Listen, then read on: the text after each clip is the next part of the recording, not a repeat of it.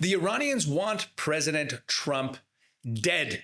On June 29th, the leading religious authority in Iran issued an Islamic ruling, a fatwa, calling on Muslims worldwide to assassinate President Trump and Prime Minister Netanyahu.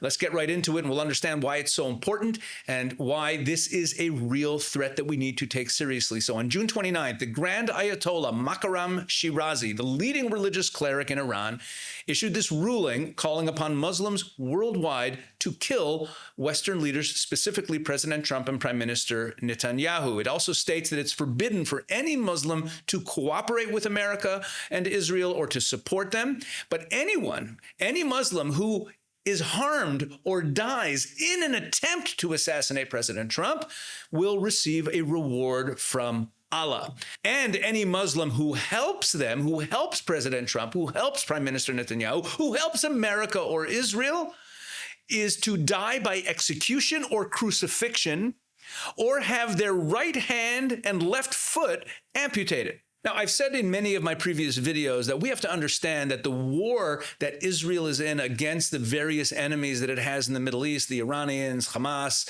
Hezbollah, is a spiritual war. It is a religious war. Even though the media paints it as about territory and about a Palestinian state and about geopolitics, at its heart, it is about Islam trying to destroy the West. I drill down on this in a number of pieces in my ebook that you can download in the description of this video. There's a number of pieces in there where I talk about the spiritual nature of this war. But here with this fatwa, coming right after the Iranians suffered such a resounding defeat by the Israelis and the Americans, you see the religious aspect, the spiritual aspect of this war. They're doubling down. They know that they are at war with the West. They chant death to America and death to Israel every day. And here with this fatwa, they're reminding us that this isn't about politics.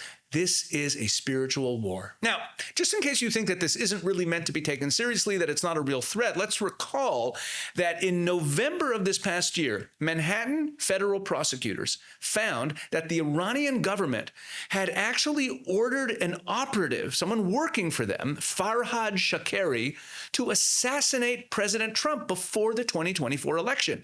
The prosecutors charged Shakeri with murder for hire and for providing material support to a foreign terrorist organization. So the Iranians mean business. They've been trying to get President Trump killed for quite some time. But this fatwa, this declaration by the highest religious authority in Shia Islam is really very dangerous because these fatwas have been used for assassinations in the past. For example, back in 1981, Anwar Sadat, who was the president of Egypt, was assassinated because he made peace with Israel. Sheikh Omar Abdul Rahman, who was otherwise known as the Blind Sheikh, he was the sheikh who was the leader of a lot of terrorists, including the terrorists who bombed the World Trade Center. Sheikh Omar Abdul Rahman had called for Anwar Sadat's assassination. And then in 2007, Benazir Bhutto, who was the prime minister of Pakistan, was also assassinated because radical clerics in Pakistan had issued fatwas calling for Bhutto's assassination. Why? Because Bhutto was labeled un-Islamic and pro-Western, supported women's rights and democratic reforms, and therefore there was a call for assassination, and Prime Minister Bhutto was in fact assassinated. You also have the famous fatwa against Salman Rushdie, who was an author of the book Satanic Verses, which was deemed to be blasphemous. And there was a fatwa put out by Ayatollah Khomeini, who was the predecessor of the current Ayatollah Khamenei. He put out a fatwa in 1989 calling for Rushdie's assassination. Now, Rushdie was not assassinated, but there have been many attempts on his life, and he was severely injured in 2022 by a Muslim who was trying to fulfill that fatwa. So think about that. That's from 1989 to 2022. All that time, there were these Muslims out there trying to assassinate Salman Rushdie. It's gone on for decades. And then you have Taslima Nasreen, who was an author from Bangladesh, and Ayaan Hirsi Ali, who's another author who deigned to say some negative things about Islam. Fatwas are issued all the time, and threats are made, attempts are made on people's lives. Theo Van Gogh, who was a filmmaker who made a film called Submission, which criticizes Islam's treatment of women. A fatwa was issued calling for his death, and he was, in fact, assassinated in 2004 by an Islamist fulfilling that fatwa. There's many other examples I could give you, authors and political figures who've had attempts on their lives as a result of these fatwas, these Islamic rulings calling for assassinations.